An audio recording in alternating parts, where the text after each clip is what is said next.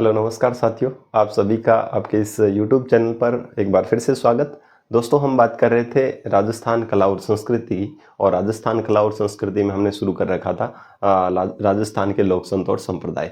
दोस्तों देखिए, लोक संत और संप्रदाय वाले टॉपिक को हमने जब स्टार्ट किया था तो उसमें हमने लगभग 4 संप्रदाय पढ़ लिए थे, और आज हम जिस संप्रदाय की बात कर रहे हैं वो सबसे इम्पोर्टेंट संप्रदाय भी है अपने एग्जाम के लेवल से भी, और वैसे भी इसके अंदर बहुत सारी जो फैक्ट हैं वो इम्पोर्टेंट अपने सिलेबस के अकॉर्डिंग या फिर एग्जाम के अकॉर्डिंग बहुत ज़्यादा मायने रखता है। तो चलिए आज हम बात कर लेते हैं बिश्नोई संप्रदाय की बात कर लेते हैं। देखिए, बिश्नोई संप्रदाय जो है उसके अंदर इसके जो प्रवर्तक जो थे वो कौन है। प्रवर्तक का मतलब मैंने आपको कल भी बताया था। प्रवर्तक का मतलब होता है कि जिसने सबसे पहले इसको शुरू किया हो किसी भी संप्रदाय को, वो उसका प्रवर्तक कहलाता है। ठीक है, किसी भी चीज को अगर प्रारंभ करने वाला है, ठीक है, सबसे पहले जो शुरू करने वाला है उसको अपन प्रवर्तक बोलते हैं। देखिए दोस्तों, यहाँ पर एक एक चीज की बात करेंगे, और एक ही स्लाइड के अंदर मैं आपको पूरा बिश्नोई संप्रदाय पढ़ाने का प्रयास कर रहा हूं। ठीक है, देखिए अपन बात कर लेते हैं सबसे पहले बिश्नोई संप्रदाय। ठीक है, अपने आप में एक बहुत ही इंपॉर्टेंट और एक तरीके से गौरवान्वित टॉपिक अपन मान सकते हैं, क्योंकि ये जो संप्रदाय जो है अपने आप में बहुत ही महान कार्यों के लिए जाना जाता है। तो इस तरीके से अपन इसको पढ़ेंगे। बिश्नोई संप्रदाय जिसके प्रवर्तक जो है, जिसको शुरू करने वाले जो है वो है जाम्बोजी। जाम्बोजी को जाम्बोजी जो है उनको जम्भेश्वर भी कहा जाता है, ये भी ध्यान से सुनिएगा। जम्भेश्वर या जाम्बोजी दोनों एक ही नाम है। जम्भेश्वर महाराज या फिर जाम्बोजी, जो बिश्नोई धर्म के क्या है, प्रवर्तक माने जाते हैं। वंश जो है वो याद रखिए पंवार राजपूत है। ये क्या है? पंवार वंश के राजपूत है। पंवार राजपूत कौन है? तो जाम्बोजी महाराज है, ये भी ध्यान रखिएगा। ठीक है, तो मैं जो लिख रहा हूं वो आप फैक्ट वैसे के वैसे लिख लेना, जिससे कि आपको एग्जाम के अंदर ज्यादा दिक्कत नहीं हो। ये आपको प्रीफर करूंगा मैं। पंवार जो है राजपूत हैं। जन्म जो इनका है याद रखिएगा, इनका जो जन्म हुआ था वो हुआ था कहां पर? तो याद रखिएगा पीपासर। और पीपासर कहां पर पड़ता है? तो ध्यान से सुनिएगा, नागौर डिस्ट्रिक्ट में। कहां पर? नागौर में। तो पीपासर नागौर में इनका क्या हुआ था? जन्म हुआ था। और कब हुआ था आपको लिखना है तो आप लिख सकते हैं भाद्रपद कृष्ण अष्टमी, यानी कि भगवान श्री कृष्ण का जन्मदिन जो है वही सेम जन्मदिन इनका है। 1451 में इनका जन्म हुआ था। तो आप लिख सकते हैं, अगर आप लिखना चाहें तो मेरे पास तो जगह नहीं है, पर मैं फिर भी लिख दूंगा आपको यहां से 1451। ठीक है ना, 1451 को इनका क्या हुआ था? जन्म हुआ था। कब हुआ था? भाद्रपद कृष्ण अष्टमी, जिसको अपन कृष्णाष्टमी बोलते हैं, उस दिन इनका क्या हुआ? जन्म हुआ। ठीक है, पीपासर नागौर में। पिता है लोहट जी पंवार। लोहट जी इनके पिताजी का नाम है। ध्यान से सुनिएगा दोस्तों, इंपॉर्टेंट टॉपिक है। माता का नाम है हंसा देवी। माता का नाम क्या है? हंसा देवी इनकी माता का नाम है, ये भी ध्यान रखें। चलिए इसके बाद में बात करते हैं इनके बचपन का नाम। बचपन का नाम इनका था धनराज, याद रखिएगा। इनके बचपन का नाम क्या था? तो याद रखें, धनराज इनके बचपन का नाम था, धनराज जी। गुरु जो है वो गोरखनाथ जी इनके गुरु हैं। कौन है? तो याद रखिएगा दोस्तों, गोरखनाथ जी महाराज जो हैं, नाथ संप्रदाय वाले, वो इनके गुरु माने जाते हैं। स्थापना की अगर बात करूं, किसकी? इस संप्रदाय की स्थापना की बात कर रहे हैं तो 1485 के अंदर इस संप्रदाय की स्थापना की गई। तो याद रखिएगा 1485 में। और कहां पर की गई? तो समराथल नामक स्थान पर की गई। समराथल, और समराथल कहां पर पड़ता है? तो बीकानेर में है। कहां पर है? तो बीकानेर में है, यह भी आप ध्यान रखिएगा। देखिए दोस्तों, 1483 के बाद में ये इसी समराथल नामक स्थान पर रहने लग गए थे। इनके माताजी और पिताजी के देहांत के बाद में समराथल नामक स्थान पर रह करके लोगों को प्रवचन दिया करते थे। यहाँ पर अपने सत्संग वगैरह जो भी है वो किया करते थे समराथल नामक स्थान पर। ठीक है, समराथल धोरा नामक स्थान पर। नियम जो है, इन्होंने जब 1485 के अंदर समराथल नामक स्थान पर अपने अनुयायियों को एक बिश्नोई धर्म की स्थापना की, तो इस धर्म को मानने वाले जो लोग थे उनको इन्होंने 29 नियम दिए। कितने नियम दिए? 29 नियमों का पालन करने के लिए कहा गया। देखिए नाम से पता चल रहा है बिश्नोई, 20 का मतलब विश्नोई, ठीक है ना, बिश्नोई लिखा हुआ है तो 20 का मतलब क्या हो गया, 20 हो गया। नोई का मतलब 9 से है यहाँ से, तो कितने 20 + 9 कितने हो गए 29। तो 29 नियम का ये संप्रदाय है कि इस धर्म को मानने वाले लोगों को 29 नियमों का पालन करना पड़ता है, जिसमें से मुख्य में अगर बात करूं तो जैसे हरे वृक्ष नहीं काटने हैं, ठीक है। किताबों में, बहुत सारी किताबों में लिखा होता है कि खेजड़ी वृक्ष पर उन्होंने बल दिया था। देखिए ये जो ये महाराज जो है, ये प्रवर्तक जो है महाराज जाम्बोजी महाराज जो है वो आप जानते हैं कि पश्चिमी राजस्थान वाले क्षेत्र के अंदर इनकी कार्यस्थली रही है, वहां पर इनका जन्म हुआ, वहीं पर इन्होंने इस संप्रदाय को चलाया। कौन से को, बिश्नोई संप्रदाय को, समराथल बीकानेर। तो पश्चिमी क्षेत्र में लगभग हरे वृक्षों के अंदर अगर बात करें तो मात्र खेजड़ली वृक्ष ही ऐसा वृक्ष है जो बहुतायत में पाया जाता है, बहुत ज्यादा संख्या में पाया जाता है। तो वहां से किताबों ने उठा करके लिख दिया कि जाम्बोजी महाराज ने कहा कि खेजड़ी वृक्ष को नहीं काटना चाहिए, क्योंकि पश्चिमी एरिया है, वहां पर मरुस्थली एरिया है, तो वहां पर लगभग खेजड़ी के वृक्ष ज्यादा देखने को मिलेंगे। तो इनका जो कहना था वो इनका नॉर्मली कहना था कि हरे वृक्ष को नहीं काटना है, बात ये है। तो आप मान सकते हैं कि खेजड़ी वृक्ष के बारे में इन्होंने कहा होगा। चलिए ग्रंथ की अगर बात करें तो इनके द्वारा जो ग्रंथ लिखे गए हैं वो है 120 शब्द बाणियां, 120 शब्द बाणियां इनका ग्रंथ है। जंब सागर इनका ग्रंथ है, जंब सागर। और एक ग्रंथ है जंब संहिता, जंब संहिता। क्या नाम याद रखेंगे, जंब संहिता नाम याद रखेंगे। तो ये क्या है, जाम्बोजी महाराज के ग्रंथ है, जिनमें से एक याद रखें 120 शब्द बाणियां, ठीक है ना, 120 शब्द बाणियां, जंब सागर और जंब संहिता, जंब संहिता, ठीक है ना। तो इस जंब संहिता को बिश्नोई धर्म के जो अनुयायी है इसे 5वां वेद मानते हैं। क्या मानते हैं, 5वां वेद मानते हैं। ये याद रखिएगा, आपको जहां पर अगर लिखे दिखे जगह तो याद रखिएगा। मैं यहां पर लिख दूंगा, मैं यहां पर लिख देता हूं, जंब संहिता जो है, संहिता का मतलब एक तरीके से संग्रह को बोलते हैं। जंब संहिता जो है, संहिता, इसको 5वां वेद मानते हैं। बिश्नोई धर्म के जो अनुयायी हैं वो क्या मानते हैं, 5वां वेद मानते हैं इसको। ये भी आप थोड़ी सी ध्यान रखिएगा। क्लियर है। चलिए अब बात करते हैं प्रवचन स्थल की। इन्होंने प्रवचन जो दिया वहां वो कहां पर दिया, तो याद रखिएगा, मैंने अभी आपको बताया समराथल नामक स्थान पे दिया। और समराथल कहां पर पड़ता है, तो याद रखिएगा बीकानेर में पड़ता है। तो ये समराथल जो स्थल है जहां पर इन्होंने उपदेश दिए, इसी को बोलते हैं सांथरिया या सांथरी भी बोलते हैं। क्या बोलते हैं, सांथरी। तो याद रखिएगा, प्रवचन स्थल को बिश्नोई संप्रदाय वाले लोग क्या बोलते हैं, सांथरी कहते हैं। कौन से स्थान को, समराथल बीकानेर वाले स्थान को बिश्नोई धर्म के अंदर क्या कहा जाता है, सांथरी कहा जाता है। क्या कहा जाता है, सांथरी कहा जाता है। ये भी आप थोड़ी ध्यान रखिएगी, समराथल बीकानेर वाले स्थल को क्या कहते हैं, सांथरी कहते हैं। समकालीन कौन थे, तो याद रखिएगा, इनके समकालीन थे सिकंदर लोदी, सिकंदर लोदी।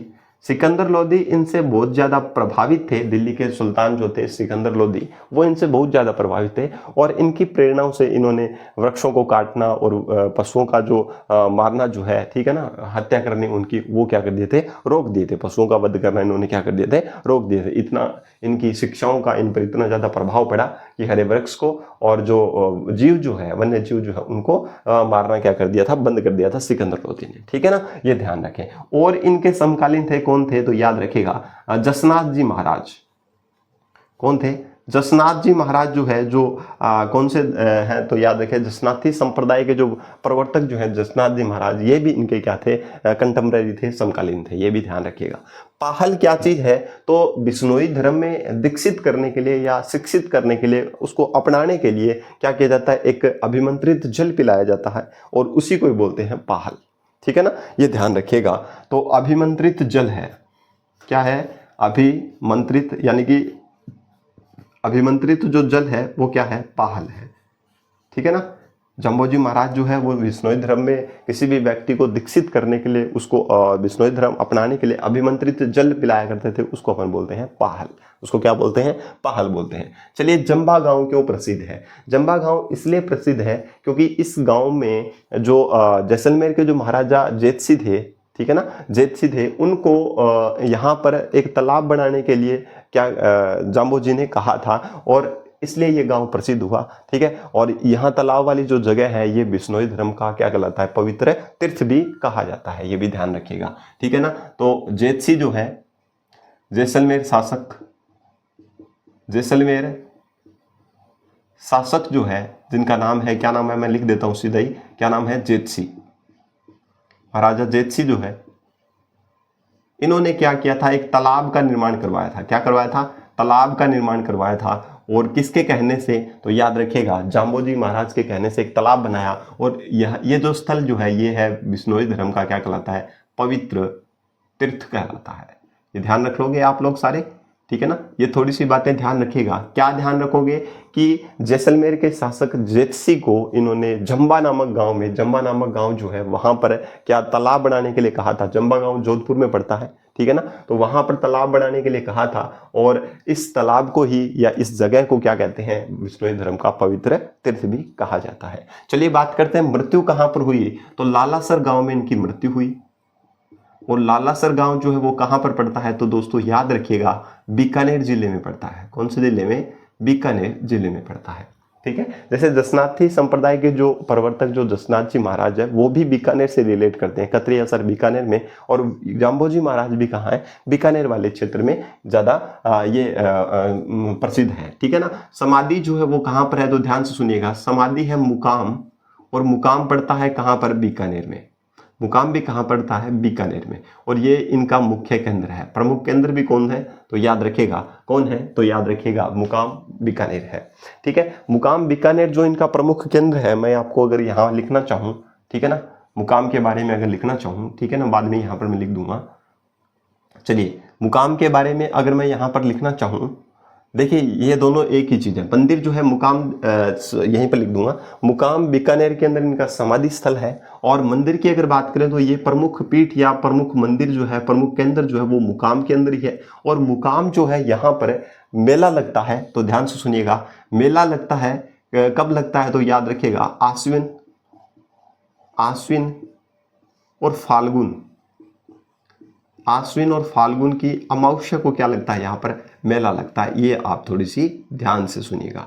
मैंने सोचा यहाँ पर लिखा हुआ नहीं है, ठीक है ना, मैंने सोचा यहाँ लिखा हुआ नहीं, इसलिए मैंने यहाँ पर रफ कर दिया। तो यहाँ पर राजा लिख देता हूँ कि जो जो राजा इनको मानते थे इनके बारे में यहाँ पर बात कर लेंगे। चलिए ठीक है, समझ आ गई बात। समाधि कहाँ पर है, तो आप सभी बोलोगे सर मुकाम जो है, मुकाम बीकानेर जो है वहाँ पर इनकी समाधि है, वहाँ पर इनकी प्रमुख पीठ है, मुख्य केंद्र यहाँ पर है। और यहाँ पर इनका मेला भरता है। कब भरता है, तो आश्विन फाल्गुन है, आश्विन और फाल्गुन महीने की अमावस्या को यहाँ पर मेला भरता है, ठीक है। मुख से उच्चारित वाणी जो है, यानी कि इन जाम्बोजी महाराज ने जो मुख से जो वाणी उच्चारित की थी, ठीक है ना, उनको कुछ ग्रंथों में संकलित किया गया है। उन ग्रंथों के नाम है, तो याद रखिएगा, उन ग्रंथों को बोलते हैं जंबवाणी, गुरुवाणी, गुरुवाणी, एक को बोलते हैं शब्दवाणी, शब्दवाणी, एक है जंबवाणी, जंबवाणी। ये आप ध्यान रखिएगा। तो मुख से उच्चारित जो वाणियां जो है उनका संग्रह जो है वो इनके अंदर किया गया है। इनको क्या बोलते हैं, गुरुवाणी, शब्दवाणी और जंबवाणी। यानी कि जाम्बोजी महाराज जब प्रवचन दिया करते थे, इनके मुख से जो भी अच्छी बातें या आदर्श चीजें जो निकलती थी, इनके मुख से जो भी वाणी निकलती थी, प्रवचन वगैरह निकलते हैं, उनका जो संकलन जो है वो इन ग्रंथों में है, गुरुवाणी, शब्दवाणी और जंबवाणी के अंदर। इनके मैंने बताया आपको, ये संप्रदाय जो है वो निर्गुण संप्रदाय है, निर्गुण भक्ति धारा से संबंधित संप्रदाय है। निर्गुण संप्रदाय कौन सा होता है, तो ध्यान से सुनिएगा। निर्गुण भक्ति धारा वाले संप्रदाय वो संप्रदाय होते हैं जिनमें मूर्ति पूजा नहीं होती है, जिसमें मूर्ति पूजा नहीं होती है। या तो किसी गुरु की पूजा करते हैं, या फिर कोई जो पुस्तक जो है उस समाज की जो पुस्तक जो है, ठीक है ना, उस समाज या संप्रदाय की जो पुस्तक, पवित्र पुस्तक जो है उसको रख करके पूजा की जाती है। तो याद रखिएगा ये निर्गुण संप्रदाय है। इनके मंदिर में भी, ठीक है, इनकी मूर्ति के साथ या फिर इनके ये खुद तो है ही, प्लस में ये जो गुरुवाणी जो है इनकी क्या की जाती है, पूजा की जाती है। ये ध्यान रखिएगा। उपनाम की अगर बात करें तो इनका जो उपनाम है वो कौन कौन से उपनाम है, तो ये आप थोड़ी सी ध्यान रखिएगा। इनको वैज्ञानिक देवता भी कहते हैं, वैज्ञानिक लोक देवता, सॉरी वैज्ञानिक संत भी कहते हैं इनको, वैज्ञानिक संत कहते हैं इनको। वैज्ञानिक क्या कहते हैं, संत कहते हैं। दूसरी बात, इनको और क्या कहते हैं, इनको वैज्ञानिक संत कहते हैं। और एक नाम और याद रहे, गंगा गहला, गंगा गहला भी इनको कहा जाता है, गंगा व गहला इनको कहा जाता है। तो याद रखिएगा गंगा और गहला भी इनको कहा जाता है, वैज्ञानिक संत है। ये भी आप थोड़ी सी इन चीजों को ध्यान रखिएगा, ये क्वेश्चन आपसे पूछा जा सकता है। वैज्ञानिक संत है, गंगा गहला भी इनको कहा जाता है। एक चीज और मैं आपको बता दूंगा यहाँ पर, मेला जो अश्विन फाल्गुन अमावस्या को जो ये मेला लगता है, ये बिश्नोई संप्रदाय का कुंभ कहलाता है। बिश्नोइयों का कुंभ कहलाता है। ये बिश्नोई संप्रदाय का क्या है? कुंभ है। ठीक है ना? किसका? बिश्नोई संप्रदाय का। बिश्नोई संप्रदाय का ये कुंभ किसे कहते हैं? तो याद रखिएगा जो मुकाम बीकानेर के अंदर जो आश्विन फाल्गुन अमावस्या में जो मेला लगता है उसको बोलते हैं बिश्नोई धर्म का कुंभ भी कहा जाता है। ये भी आप ध्यान रखिएगा। चलिए माटो क्या चीज है? माटो यहाँ पर बीच में क्या हो गया? मिल गया, जिसे आपको दिखाई नहीं दे रहा है। देखिए माटो क्या चीज है? माटो है बीकानेर के जो शासक जो है, या बीकानेर के जो जितने भी राजा महाराजा हैं, वो क्या है कि जाम्बोजी से बहुत ज़्यादा प्रभावित थे। और जाम्बोजी से प्रभावित होने की वजह से क्या हुआ कि जो जाम्बोजी महाराज जो है उनके प्रति आस्था रखने से, उनको आराध्य मानने की वजह से ये अपने राज चिन्ह पर, ठीक है ना, इनकी जो झंडा जो है, ठीक है, इन झंडे के ऊपर जो है, झंडे के ऊपर खेजड़ी वृक्ष जो है उसको क्या किया जाते थे? अंकित या चिन्हित करके रखा करते थे। उसको बोलते हैं माटो। ठीक है ना? तो याद रखिएगा बीकानेर के झंडे पर, बीकानेर के शासक जो है बीकानेर के झंडे पर क्या करते थे? झंडे पर खेजड़ी वृक्ष जो है, वृक्ष का चित्र जो है वो उसके ऊपर क्या होता था? अंकित हुआ करता था, उसके ऊपर छपा होता था, और उसी को बोलते हैं अपन माटो। ठीक है? राज चिन्ह के रूप में अंकित किया रहता था खेजड़ी वृक्ष, उसको अपन क्या बोलते हैं? माटो कहते हैं। उसको क्या कहते हैं? माटो कहते हैं। महत्व इस धर्म का महत्व क्या है? तो याद रखिए इस धर्म ने बल दिया था, हरे वृक्षों पर बल दिया था, या फिर अपन मान सकते हैं खेजड़ी वृक्ष को महत्व दिया, और वन्य जो जीव है, वन्य जीव का संरक्षण पर बल दिया था। संरक्षण का मतलब उनको वध नहीं करना, उनकी रक्षा करना, उस पर क्या दिया था? इस धर्म ने बल दिया था। और वन्य जीव के अंदर ये ज्यादातर जो पूज्य मानते हैं वो किसको मानते हैं? हरिण को मानते हैं, हिरण को मानते हैं। किसको मानते हैं? हिरण को मानते हैं। ये ध्यान रखिएगा, किसको मानते हैं? पूज्य हिरण को मानते हैं। ठीक है? आप जानते हैं कि सलमान खान ने ये पंगा ले लिया था हिरण वाला, तो वो केस अभी तक शायद चल ही रहा होगा। ठीक है ना? और लॉरेंस बिश्नोई वाला केस भी आप सभी जानते ही होंगे, है ना? तो ये सारा का सारा हिरण जो है, इनके संप्रदाय के हिरण को फिल्म की शूटिंग के दौरान माना जाता है, कहा जाता है कि इन्होंने मार दिया था, तो उसकी वजह से ये थोड़ा कांड हो गया था। ये बात की बातें हैं, अपनों को ज़्यादा डीपली नहीं जाना इनके अंदर। ठीक है? अवतार किसका मानते हैं? तो याद रखिएगा विष्णु के अवतार कहे जाते हैं। किसके अवतार कहे जाते हैं? विष्णु जो है उसके अवतार कहे जाते हैं। और ये उपासना जो है, जाम्बोजी महाराज उपासना किसकी किया करते थे? विष्णु के निर्गुण निराकार स्वरूप की। निर्गुण निराकार स्वरूप की, विष्णु के निर्गुण निराकार स्वरूप की क्या किया करते थे? उपासना किया करते थे। मतलब विष्णु भगवान को मानते थे पर निर्गुण रूप में मानते थे, क्योंकि इनकी मूर्ति पूजा, मैंने आपको बताया था, ये मूर्ति पूजा में विश्वास है, नहीं किया करते थे, कि निर्गुण स्वरूप के रूप में इनकी उपासना किया करते थे। अन्य के अंदर जो वो कहाँ पर है? तो याद रखिएगा एक तो मुकाम के अंदर है, ठीक है ना, या मंदिर मान सकते हैं, अन्य के अंदर का मतलब मंदिर मान सकते हैं। एक मुकाम में है, दूसरा है जांगलू में। किसमें है? जांगलू में। एक है रामड़ावास में है, रामड़ावास में, और एक जांबा में है। ये इनके मंदिर जो है, ये और भी मंदिर इनके हैं। ठीक है ना? ये अन्य मंदिर है, मुकाम बीकानेर के अलावा भी अन्य मुख्य इनके मंदिर हैं। तो मुकाम और जो जांगलू जो है ये पड़ते हैं कौन से डिस्ट्रिक्ट में पड़ते हैं? तो याद रखिएगा बीकानेर में है। कहाँ पर है ये स्थल जो है, ये मंदिर जो है, ये कहाँ पर है? बीकानेर में है। और रामड़ावास और जांबा जो है ये है जोधपुर में। ये कौन से डिस्ट्रिक्ट में है? तो याद रखिएगा ये जोधपुर में है। इनके लिए कहावत की कही जाती है, जाम्बोजी महाराज ने कहावत की थी, सिर सांठे रूख रहे। मैं आपको बता देता हूं इन्होंने क्या कहा। सिर सांठे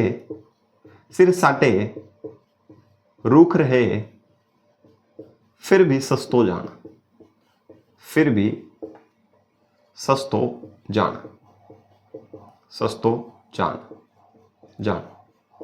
इसका मतलब क्या है? तो ध्यान से सुनिएगा। सिर सांटे रूख रहे, सिर का मतलब आप जानते हो सिर है, सांटे का मतलब बदले में। ठीक है ना?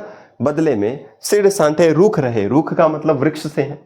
ठीक है? हरे वृक्ष की बात थी। रूख रहे यानी कि सिर कट जाए या सिर के बदले अगर वृक्ष बचे तो भी फिर भी सस्तो जान, फिर भी क्या है? कोई ज़्यादा नुकसान वाली बात नहीं है, वो भी कीमती है। ये बताया गया कि अगर सिर कट जाने के बाद भी अगर वृक्ष की रक्षा होती है तो भी उसमें कोई भी दो राय नहीं है, उसके अंदर कोई भी नुकसान नहीं है। ये बात कही गई थी जाम्बोजी महाराज के द्वारा। और इन्हीं नियमों को अपने जीवन में चरितार्थ करने के लिए बिश्नोई धर्म की एक बहुत ही बहादुर महिला, वीर महिला, वीरांगना महिला हुई थी, जिनका नाम था क्या नाम था आप सभी जानते हो, अमृता देवी बिश्नोई।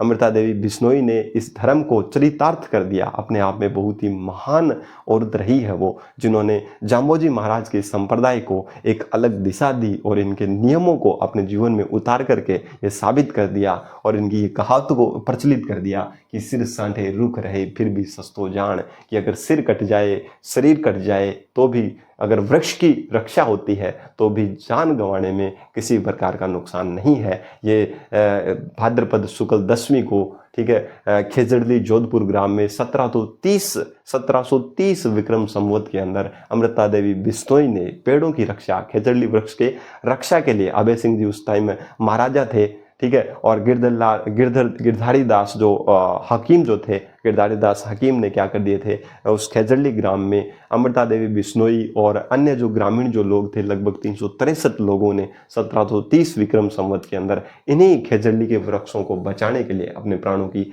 आहुति दे दी। और उस गांव के अंदर खेजड़ली वृक्ष का मेला भी लगता है। कब लगता है? भाद्रपद शुक्ल 10वीं को लगता है। तो ये अपने आप में बिश्नोई धर्म से ही ये जो शिक्षा इन्होंने दी थी जाम्बोजी महाराज ने, उसी शिक्षा को अपने अंतर्मन में संजो करके उन सभी गांव के वासियों ने इन वृक्षों की खातिर, खेजड़ली वृक्ष की खातिर क्या कर दिया था, अपने प्राणों का बलिदान कर दिया था। प्रातः स्मरणीय वो हमेशा याद रखे जाएंगे बिश्नोई धर्म में। या फिर हमारे जो मानव समाज के अंदर एक अनूठी जो पहल उन्होंने की कि हमेशा हरे वृक्षों की रक्षा करनी चाहिए, क्योंकि वो हमारे लिए उतने ही बेहद जरूरी है जितने उनकी संरक्षण करना जरूरी है, क्योंकि उनसे हमें प्राण वायु, ऑक्सीजन मिलती है। अगर वो नहीं रहेंगे तो हमारी प्राण वायु को भी संकट आ जाएगा और जैसे मानव का जो अस्तित्व है वो एक दिन संकट में आ सकता है। तो उनसे हमें प्रेरणा लेनी चाहिए और हमें वृक्ष भी लगाने चाहिए। आज राजस्थान सरकार ने अभी 2-3 दिन पहले सांगरी जो है, खेजड़ली वृक्ष का जो कच्चा फल जिसको सांगरी कहते हैं, उसको जीआई टैग दिया है। तो अपने आप में हमारे लिए, राजस्थान के सभी लोगों के लिए एक बहुत ही गौरव का विषय है कि इस खेजड़ली वृक्ष के संरक्षण के लिए राजस्थान सरकार ने एक अनूठी पहल की है। तो राजस्थान सरकार का हम सभी को अभिवादन करना चाहिए कि इन्होंने हमारे पश्चिमी एरिया के जो मरुस्थली एरिया है उसके अंदर पाए जाने वाले इस खेजड़ली वृक्ष की सराहना की और उसके मान को बढ़ाया। ठीक है दोस्तों, ये याद रखिएगा। अगर बात करूं मैं राजा महाराजों की, तो इन्होंने किस किस ने संरक्षण दिया तो याद रखिएगा। मैं अगर बात करूं तो बीकानेर के महाराजा बीकाजी, ये भी जाम्बोजी महाराज को अच्छे से मानते थे। और जोधपुर के महाराजा जोधा, जो बीकाजी के पिताजी थे, वो भी इनको मानते थे। और मैंने अभी आपको बताया सिकंदर लोदी, सिकंदर लोदी जो है, जो दिल्ली सल्तनत के शासक थे, ठीक है ना, वो भी इनको मानते हैं। जेतसी जो है जैसलमेर वाले, वो भी इनको मानते हैं। और जो राव दूदा जो है मेड़ता वाले, वो भी इनको माना करते थे। ठीक है ना, इस प्रकार से बहुत राजा हुए हैं। जैसे मेवाड़ की बात करूं तो महाराणा सांगा जो है वो भी इनको मानते थे, जाम्बोजी को। तो इस प्रकार से अनेक राजाओं ने इनका समर्थन किया और इनके प्रति आस्था व्यक्त की थी। ये इस संप्रदाय का एक अनूठा और एक अहम पहलू है जो हम सभी लोगों को इस संप्रदाय के जो भी नियम है, शिक्षा जो है, उसकी तरफ अपनी ओर आकर्षित करता है। ठीक है ना, तो इनके जो बिश्नोई धर्म के अंदर जाम्बोजी ने जो 29 नियम दिए, उनमें इन्होंने ये भी कहा कि भेड़ नहीं पालनी है। इस धर्म के अंदर भेड़ पालना वर्जित है। ये मैं आपको लिख देता हूं, राजा मैंने आपको बता दिए हैं।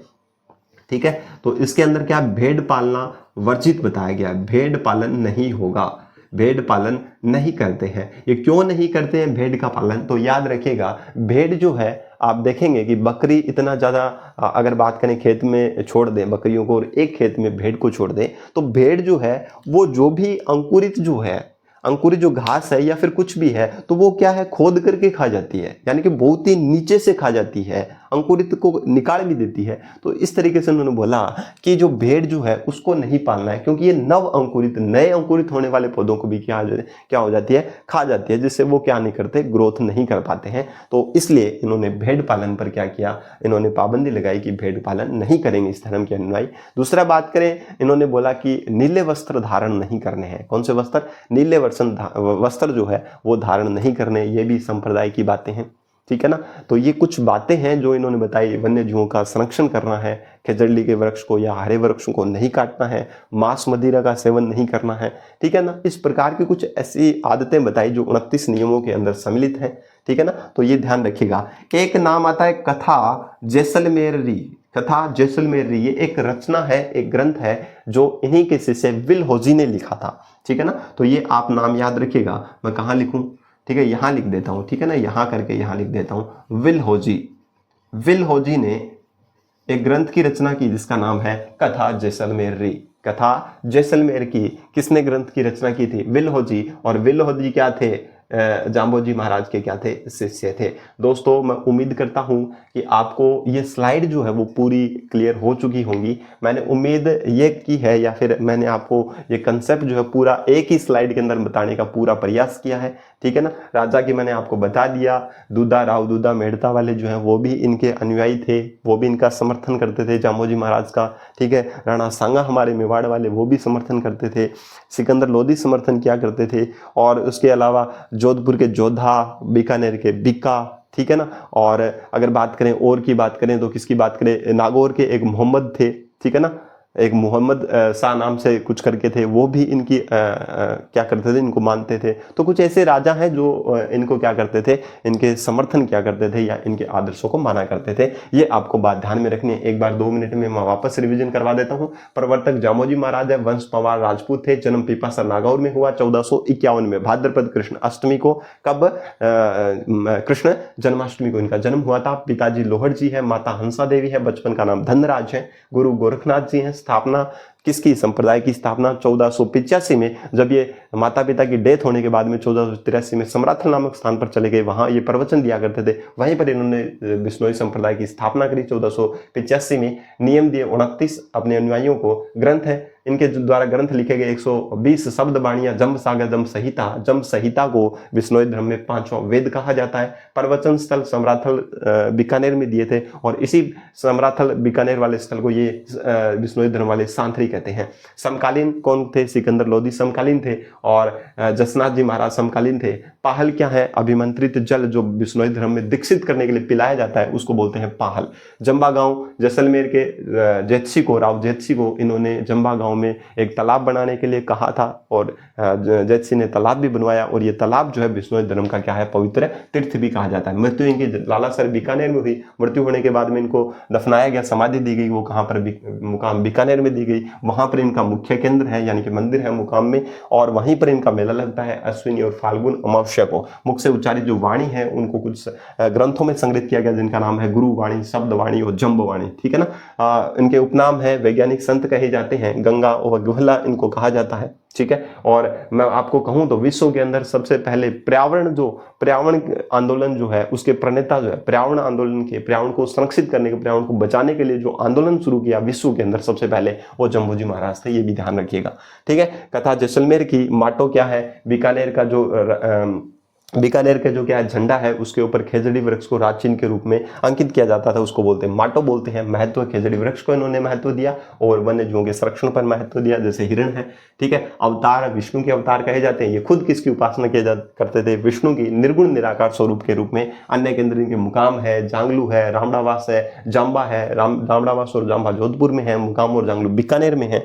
और इनकी कहावत है, सिर साढ़े रूख रहे फिर भी सस्त हो जाए, सिर कट जाए अगर वृक्ष की रक्षा होती है तो भी उसकी कीमत ज्यादा है, ये याद रखिएगा, ठीक है। भेड़ पालन पर इन्होंने क्या की? पाबंदी की कि नव अंकुरित पादपों को क्या करती है? खा जाती है। मैंने शॉर्ट डिस्क्रिप्शन में आपको पूरा का पूरा समेट दिया है, समेटने का प्रयास किया है। उम्मीद करूंगा कि आपको ये शानदार लगा होगा। अगर शानदार लगा है तो दोस्तों एक बात मैं कहना चाहूंगा, आप कंजूसी ना करें, लाइक करें, सबसे ज्यादा शेयर करें, जिससे जो वंचित जो बच्चे हैं या फिर जो कॉम्पिटिटर्स हैं उनके पास ये क्लासेस पहुंचे, और जिससे अपना एक बड़ा परिवार बन सके और मैं आपके लिए और ज्यादा बेहतर कर सकूं, ठीक है। जितनी ज़्यादा बड़ी फैमिली होगी आपके लिए उतना ही बेनिफिशियल रहेगा। सारी की सारी क्लासेज जो है मैं फ्री प्रोवाइड करवाऊंगा। जो कोर्स आप खरीद लोगे, जैसे मान लो आपने कहीं से कोर्स खरीदा है तो आपको वही कंटेंट यहाँ मैं दे रहा हूँ बिना फीस के। तो आपका कर्तव्य बनता है, ड्यूटी बनती है कि आप इस चैनल को ज़्यादा से ज़्यादा सपोर्ट करें। ठीक है, मिलते हैं अपन एक नए वीडियो में एक नए संप्रदाय के लिए। तब तक के लिए जय हिंद, जय भारत।